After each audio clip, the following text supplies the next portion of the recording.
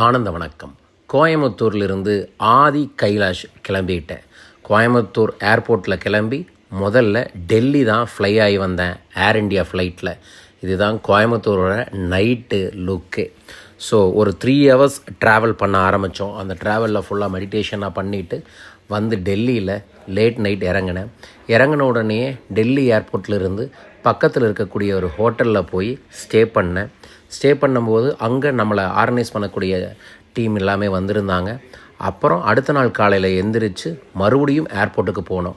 அடுத்த நாள் பித்தாகரஸ் அப்படிங்கிற ஒரு ஊருக்காக கிளம்பியிருக்கோம். டெல்லியிலிருந்து ஸ்மால் ஃப்ளைட் ஒன்று எடுத்து நியர்பை 1.5 மணி நேரம் ட்ராவல். இது ஒரு வித்தியாசமான அனுபவமான ட்ராவலாக இருக்குது. இந்த ஃப்ளைட்டில் தான் இந்த ட்ராவல். ஒரு 25 பேர் மட்டும் இருந்தோம். அதில் பாதி பேர் பெங்களூர்லேருந்து வந்திருந்தாங்க, பேலன்ஸ் நம்ம கோயம்புத்தூர் தமிழ்நாட்டிலேருந்து வந்தவங்க. அங்கேருந்து ஃப்ளை ஆகி ஒரு அழகான ஒரு சிட்டிக்குள்ளே போனோம். நம்ம ஊர் ஊட்டி மாதிரி இருக்கக்கூடிய ஒரு சிட்டிக்குள்ளே போய் இறங்கி இமயமலையை நோக்கி பயணம் செய்ய இருக்கின்ற ஆதி கைலாசத்தை பற்றி நிறைய பதிவு உங்களுக்காக சொல்கிறேன். நிறைய ஹிடன் சீக்ரெட் இருக்குது. காத்திருங்க. ஆன்மீக பயணம், ஆன்மீக யாத்திரை தொடரும். வாழ்க.